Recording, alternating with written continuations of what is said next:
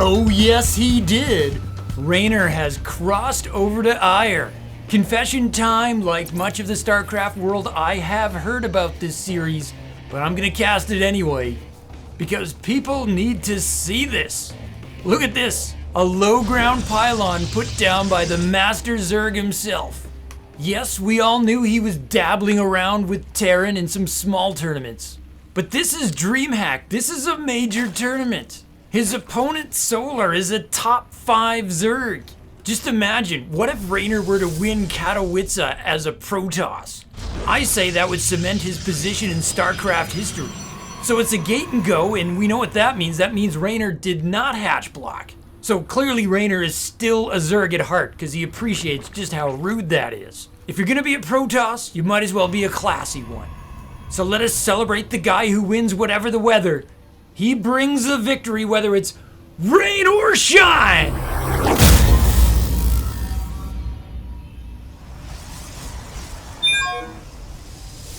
Current world rank 3. His opponent, who's an actual Zerg, is an alternative energy source, but he's not wind or geothermal. He's solar!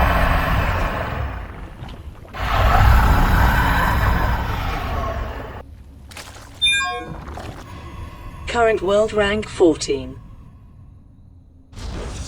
Well, we've just answered the eternal question of what would Reynor do, and the answer is Nexus before Core.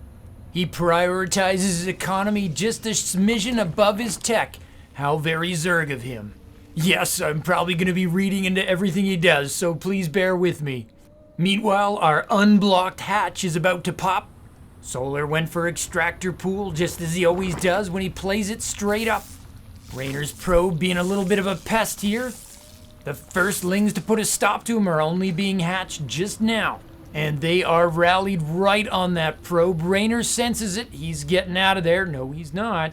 Core completes and it's immediate tech choice. Reynor goes right to Stargate.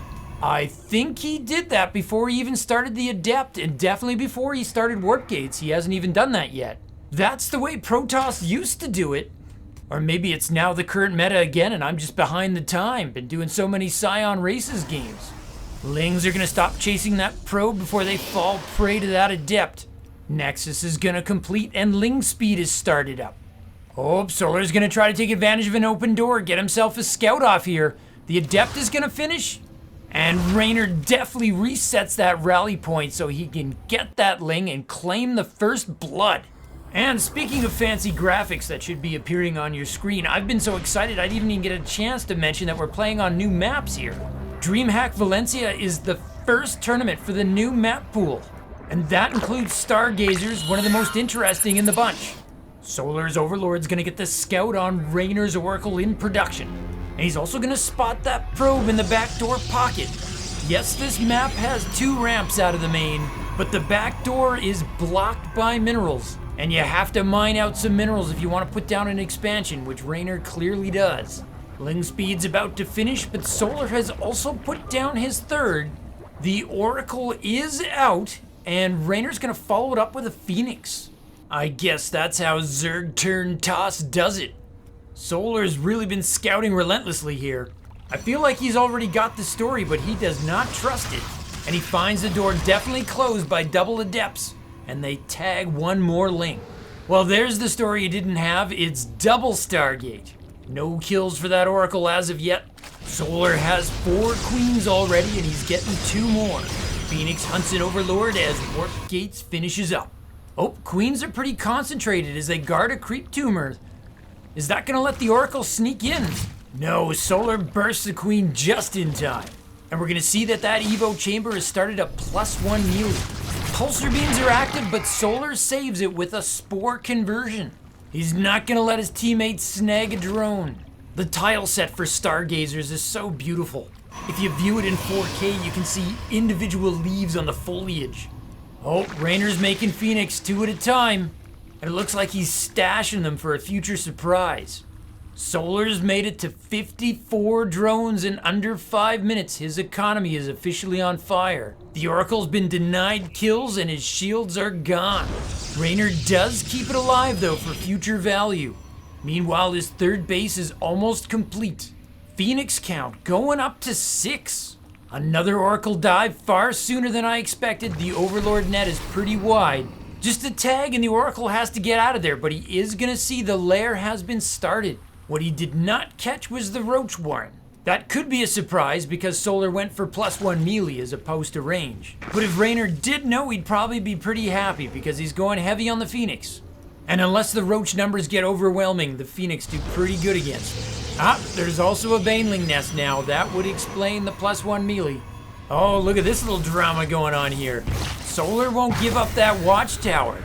Reynor wants to control it so he can get his Phoenix out undetected. Look at Solar's determination. He just runs more right back in there. He forces that Oracle to drain all its energy.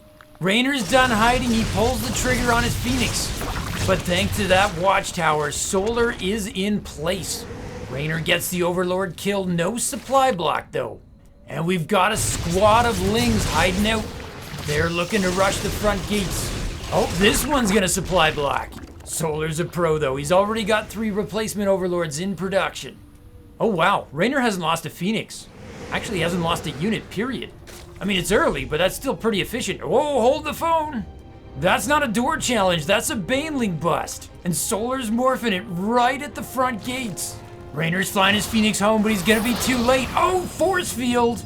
Reynor is right on point and the Banelings pull back.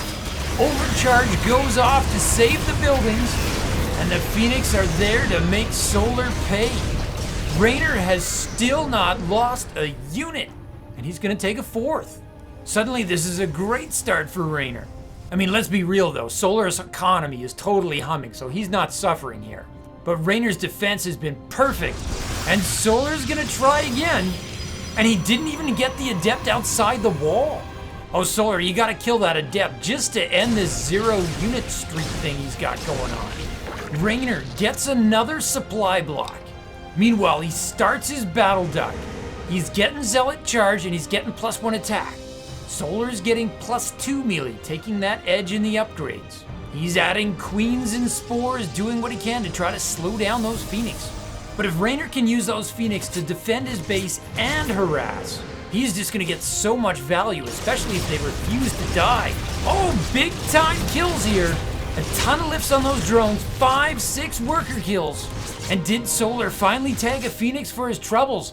No, he did not. And Reynor starts Storm and he blunts another attack without losing another unit, I might add. This efficiency is actually getting a little bit crazy. I mean, we're at the 8-minute mark now. I mean, if you're Zerg, you want to murder something just for your self-esteem. A Zealot, a Probe, anything, just get me some blue blood. I mean, I am joking though. At the end of the day, Solar's got his 83 workers now. His economy is totally humming. Whatever he's losing, he can replace. I'm just not sure what his battle plan to win the game is gonna be if he intends to do it without killing any units. I mean, don't get me wrong, Gandhi is great and all, but he probably never won a Starcraft game. Pacifism does not work out in the Corpuru sector. Okay, here we go. Death incoming. Protoss must die unless there's force fields, and no. Reynor is actually gonna finish Storm before he loses a unit. No, Solar proves me wrong. He kills the Phoenix with 3 seconds to go. Oh, really nice transfuses on that overlay. Okay, Raynor's lost some units. We can have a normal game now. Solar's morphing in a ton of Banelings, and he's getting a whole bunch more Lings to go with it. Despite Raynor's efficiency, Solar's got the army lead. Another bust attempt. He does take out some cannons, but he is not gonna stop that 4th base from coming up. Solar decides he's really gonna need Baneling speed, and he starts that up. He's also adding his 5th, making sure to stay ahead on bases. Raynor's getting much more aggressive with his Phoenix now. I don't think he expected to have them all this long. He snipes another 5 drones, but Solar's really making them at an impressive clip right now. What's actually more unusual to me is how high Raynor's worker count is. He's at 88 probes. Certainly not unheard of for a Protoss player, but it feels very Zerg-like. And as I say it, the number jacks up to 90, and that's very Zerg-like. Solid force fields preventing those Lings from retreating. Solar finishing his hive tech and getting himself a Spire. Perhaps Corruptors can deal with those pernicious Phoenix. Things try to shut down Reynor's 5th before it can finish, but the Zealots are having none of it. Reynor's getting the +2 numeric attack upgrade to go with +1 shields. He's also got +1 air attack. Oh, I like this. Solar takes the center gold base. There's only one of those gold bases on this map, and if the game goes long, that's an advantage. Whoa, whoa, whoa, 17 drone kills. Yes, the Phoenix are getting thinned out, but Protoss has a pretty solid worker lead. Solar knows it. He's stopped making drones. He's sending everything to attack. That includes the newly added Ravagers. He's making 21 Banes and getting the Crackling upgrade. Solar means business. Reynor's definitely got the income advantage. If he can hold this, he'll be in a great place. But this is a big army coming his way. Solar's gonna try to hit multiple spots at once. And guess who's got storms? I think the first game I ever cast of Reynor, it featured Showtime storming the crap out of his units. It's kinda neat to see Reynor on the other side of it. Back then we used to talk about how young Reynor was and how good he could be one day. Well, one day's been around the block a couple of times, including winning Katowice in 2021 and making the finals this year. Oh, Reynor's sneaking in a warp prism while he's defending here. Storms are keeping Solar at bay. Solar's creep spread has been so good, he's been able to bring his queens up to help in this fight. It's Neblots heading up for the main. The warp prism doesn't need to get too close on this map. The Phoenix come in to help, and if there's gonna be a Lift-a-Palooza, the Archons are gonna be able to participate. A 9 Zealot defensive warpian. Solar making 28 lings, but he's gonna need to use them defensively against those Zealots. Solar's attacking, but it's Reynor who's coming out of this with a bigger army. He's maxed. And it looks like Protoss is even gonna counter. He's rushing right over to the Zerg side of the map. He does have an observer. He could kill creep if he wanted to, but he's just going for the heart. He's going for bases. Charge Lot Archon can be so hard to hold, and Reynor knows it. This is Protoss fan fiction. Solar is dropping in supply. He's getting the boots taken to him here. He's holding, and his gold base is gonna kick in, but his main's getting harassed at the same time. I don't think those lings can respond to those Archon. And it's a 13 Zealot warping right on creep, and it's GG! Reynor takes game 1 for ire. It's a little bit surreal, isn't it, seeing Reynor as a Protoss? He's been doing it for a while now, but this time there's a lot of money at stake. Anyway, just one comment to make on this game, and it's kind of shame on me. I may have missed out when I was observing on one of the bigger plays of this game. In my defense, what you're about to see happen at the same time as a larger battle, plus the warp prism was running into Solar's base. But this was the moment where both players were maxed out, and this is the moment where Reynor really took the supply lead. And he does it with 2 absolutely perfect storms. There's 1, there's 2, and then there's the Archons to clean it up. And Solar was really hoping to kill more than just a couple of Zealots with that horde. Solar's gonna rebuild, but really, it's too late for him. Anyways, I don't know about you, but I need to see the next one. So let's get right to it. Adjutant, if you would please. Confirming all race selections are indeed accurate. The game begins now. Okay, we're gonna do this again. This time on a map called Data C. We didn't get to talk too much about the maps in the last game, but as I understand it, while everyone was excited to have new maps, the players themselves only got a few weeks before the tournament to practice on them. And the weird part is the maps didn't get added to the ladder until pretty late. So if laddering was part of a player's practice regimen, they were kind of out of luck. Anywho, once again we see that Reynor endears himself to my heart. He does not go for the hatch block. He doesn't scout after the pylon. Will he scout after the gate? Yes, he will. It is a gate and go. That means that Solar is gonna get to put down his hatch. It is natural. So let me introduce our Zerg player. But first, a public announcement. There is an eclipse scheduled for October 25. I know, it's not gonna be lunar. It's gonna be solar! It's just gonna be a partial one though, so don't get too excited. Reynor just gonna go with 2 probes on his first assimilator. He's obviously got this timed out. Solar gonna go ahead with the extractor pool. Will Reynor go Nexus first again?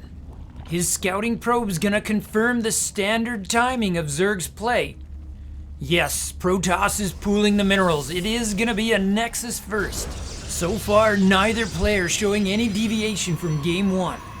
They're just gonna do it all again, this time underwater. I think this is an underwater map.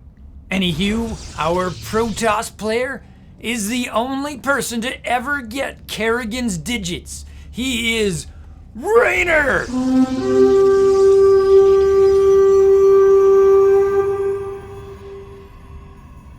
With that out of the way, I gotta say this map is a little bit dark, which makes me think maybe we should experiment and see if the night vision goggles feature can help us out here. Pool and hatch complete, and it's gonna be 2 queens and 4 lings for Solar. Very standard. The core is gonna complete as well though. What's Reynor up to? This time he starts the Adept right away. No chrono boost on it though. And no warp gate research, so we're looking for a tech choice. And it's a Stargate. Definitely looking like a redux of game 1. And why not? Reynor had to be happy with game 1. The double queens are just about out. And Solar's got the money to take his third. He's making the most of the lack of early pressure.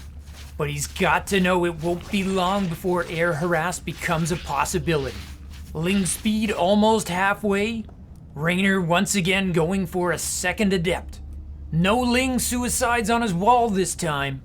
Scouting's being done by an Overlord.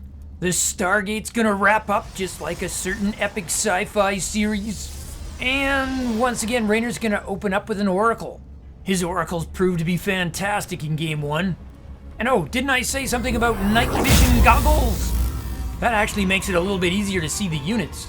But let me know what you think though, guys. It does make everything look a little bit more fake, I think. Almost like there's too much detail. Some maps it really works, and some maps it doesn't. Anywho, while I'm trying to make things pretty, Reynor's off taking his third. And his Oracle is officially out on the map right now. Solar's gonna sack an Overlord and take a look at that main. But he's not really sacking it, because right now Reynor doesn't actually have anything to stop him. Lings take a poke at that third, but they are deterred. Oh, the Oracle swings back to finish off the Lings. Yeah, I gotta turn the goggles off. They're just not working for me. There we go.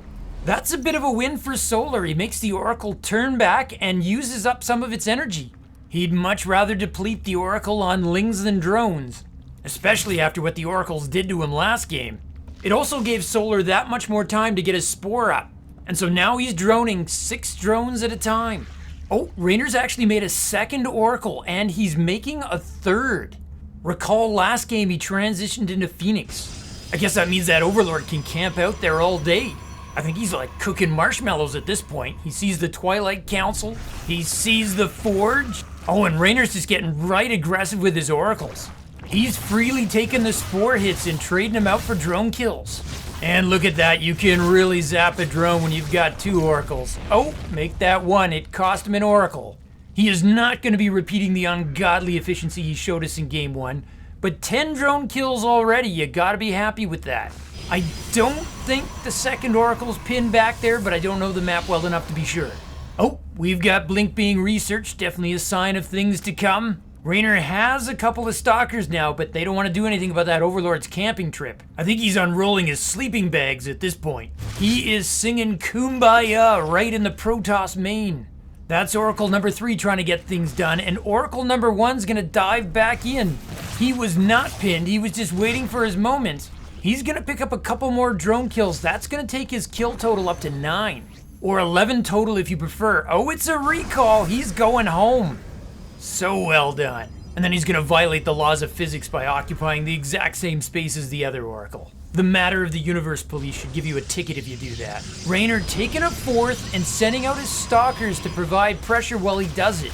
Solar has Lings out on the map though, and Reynor's gonna need to deal with them first. Oh, they're gonna get right into the mineral line, but the probes are gonna take a little pause and get things done. I gotta tell you, killing Lings with probes is so satisfying. Back on track, those Stalkers are heading out once again. They're gonna catch a tumor before it finishes. Amazingly deep creep spread was one of the positives for Solar in game 1. But Reynor, using Oracle Revelation as a detector, he decides that in Game 2 he's going to try to take that away from his opponent. Solar says, yeah, but have you met my queens? Reynor declines the introduction and swings his army to the north, staying off the creep for now. Oh, Reynor, adding gates 5, 6, 7, and 8. He is powering now. There's the blink onto the queen, but Solar with the quick transfuse to save them. Solar does it again. No, Reynor picks one off. That was terrific play by Solar. That could have been a lot worse. But worse may be on the way. That hatch is in trouble and is just completed. Solar's gonna regret not canceling that. Reynor gets it. But with the extra broodlings, can Solar punish the army? Yes, it's pinned in there. Reynor blinks it back, but there's nowhere really to blink back to, and it is gonna get chewed up. Uh-oh, suddenly Reynor's without an army. The good news for Reynor is that Solar's army advantage is just lings.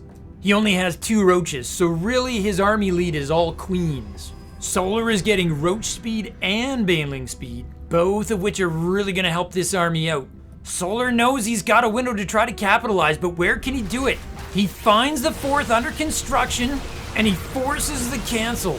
Nice little piece of revenge there. Reynor's hit was probably more impactful economically, but Solar lost a lot less units pulling his off. Here come the slow banes. A pylon block is gonna save that mineral line. But Solar is judicious, and he saves the banelings he doesn't need, which in about another half minute are gonna get their centrifugal hooks and become much faster. He's just gotta find somewhere to park them until then. Don't you hate it when you can't remember where you parked your banelings? That's why I like to use the valet. Just kidding, I'm way too broke for that. Solar's finishing up his +2 melee, he's working on +1 ranged, and he's got +1 armor in the pipe. Contrast that to Reynor, who is a single forge, and he's working on his +2 attack at this point. And as soon as I say that, I realize Reynor is starting up a 2nd forge. But the real story is that he's also getting a battle duck. His Templar archive was such an important part of his game in Game 1. Not just the killer storms he pulled off, but also the archons. The constant splash on the lings and the ability to soak hits. Look at that, Reynor getting use out of his oracles in the mid-game. Stasis wars to provide extra protection for those banelings. Oh, he found the parking spot. Those banelings are double parked, they gotta move. And now the oracle's getting kills on banelings. The pulsar beam does no bonus damage against banelings. Nice, Stasis ward catches a bunch of lings. And that persuaded Solar to turn back. Solar decides he wants an alternate attack path, and he's gonna make one. And look at that, he can bring his queens right up because his creep spread is once again so excellent. And there's a hit squad waiting to deal with those lings when they materialize. Can Solar save them?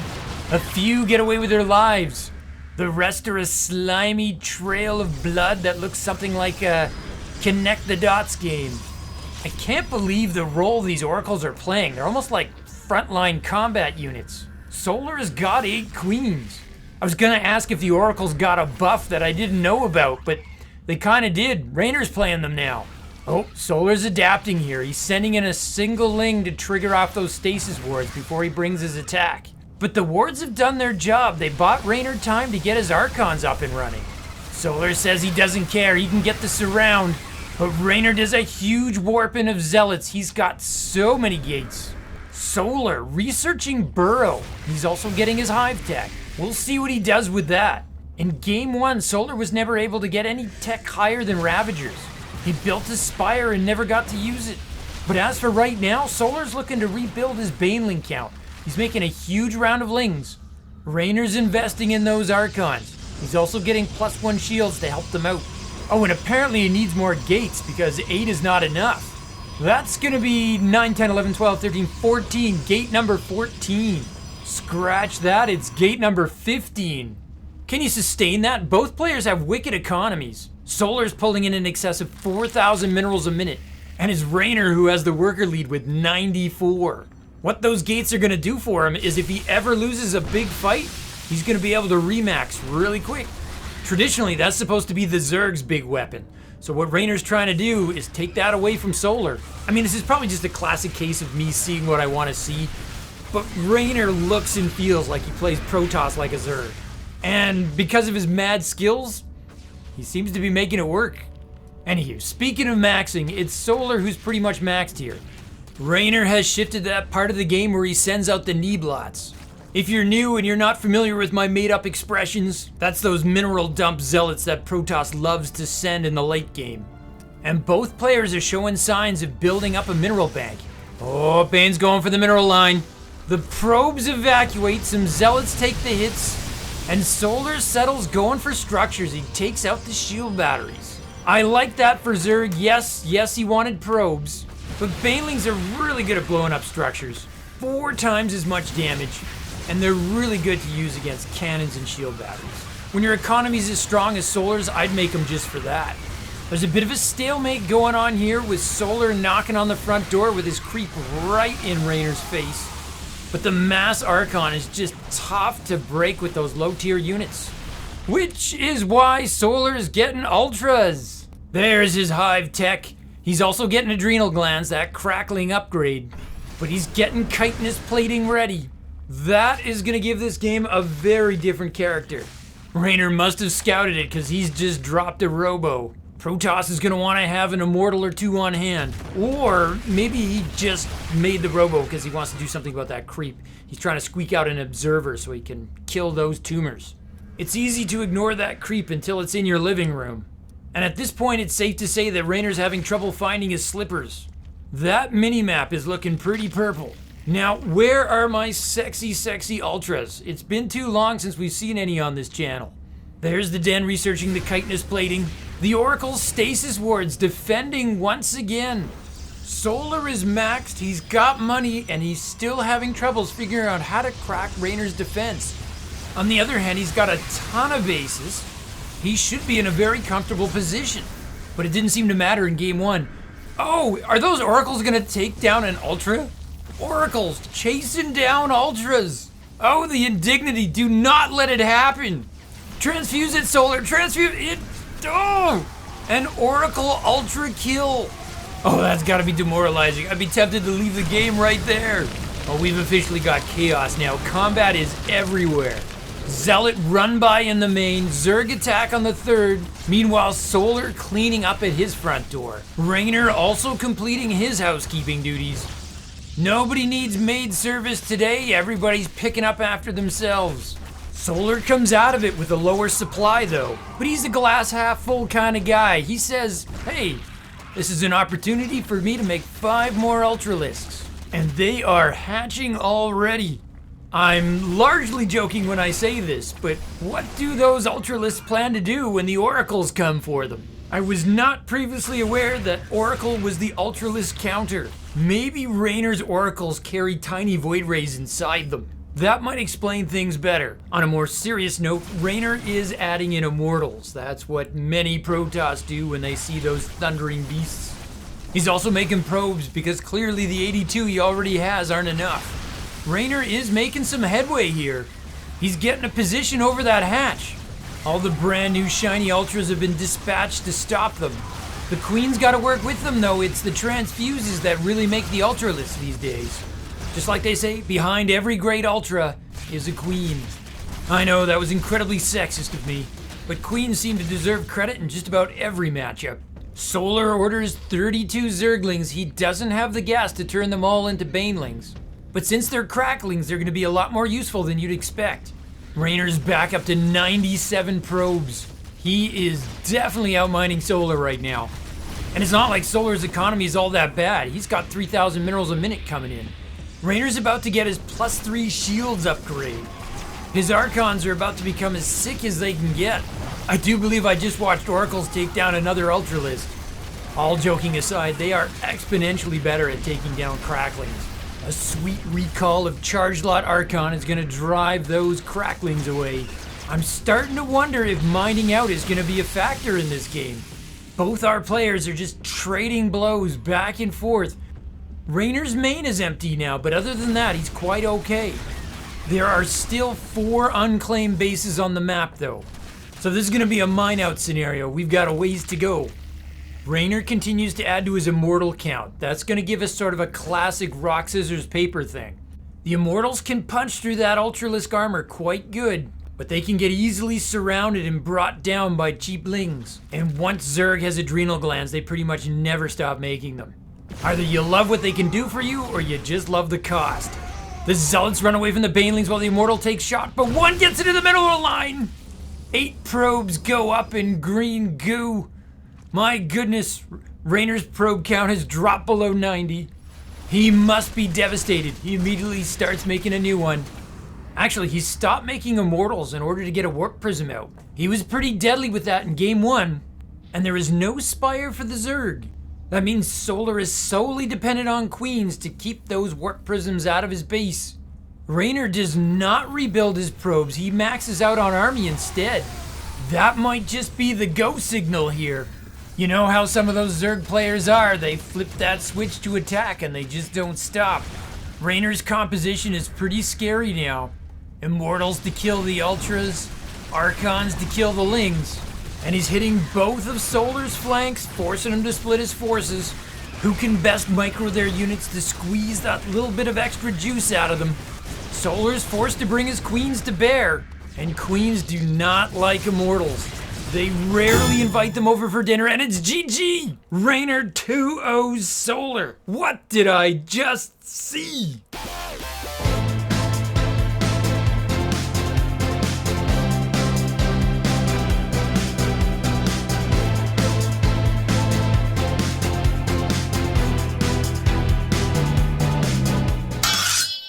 So, as I attempted to cop to at the beginning of this, I had heard Reynor was going to win this series.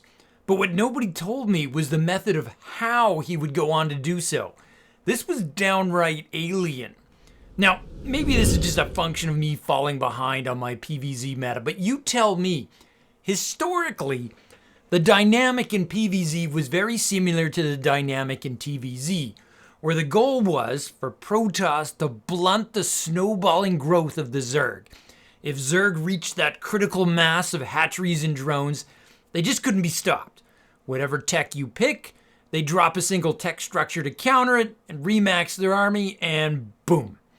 Now, in the last couple of years, PvZ had what, for a while at least, was a really kind of cool twist.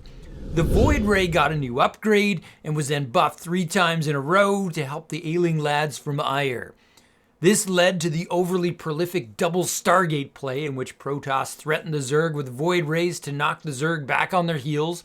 And if that didn't work, they had everything they needed to transition to Sky Toss with carriers and even Tempest in the late game. Suddenly, the Protoss had 2 avenues to win: stunt the Zerg's growth, or take them down in the Ultimate Army phase with a Golden Armada. But this was neither of those. In both games, Solar got his economy running full tilt. He got the drone count he wanted, he got the expansions, he got maxed out. He just couldn't use what he had to crack Reynor. And then Reynor bowls him over with Charge Lot Archon. Yes, Charge Lot Archon has always been strong. But it's not a formula to beat a pro-level Zerg who is out-resourcing you. It just isn't. Or it wasn't. Now, I don't think this is a new trend. I don't think this is going to be replicated. What I mean by that is, I think this is a Reynor level thing. I think you need insane multitasking and APM and killer decision making on the spot. You gotta be the kind of player who can somehow bring down an Ultralisk with leftover oracles. Kids, don't try this at home. That's how good Reynor is. He's showing some Chuck Norris type tendencies here, and we're all on notice. You are also all on notice that I've got some killer alt-race games coming, and if you don't want to miss, you should consider subbing the channel. It'll take all of 2 seconds, and your future self will thank you. Alt-race. That sounds so nefarious, like I'm operating some kind of off-book eugenics program or something. I mean Scion and UED games, of course, and if you don't know what that is, you, sir, are missing out. Anyhow, thank you for joining me on this wild Reynor-sponsored ride. From my base to yours, Zugzwang out. To continue your Starcraft journey, Nova advises you to click the video in the upper rectangle. But Kerrigan warns you to watch your 6 and click the video in the bottom rectangle. Or you can stimpack your Starcraft experience. Subscribe to Zugzwang Starcraft. just hit the circle. From my base to yours, Zugzwang out.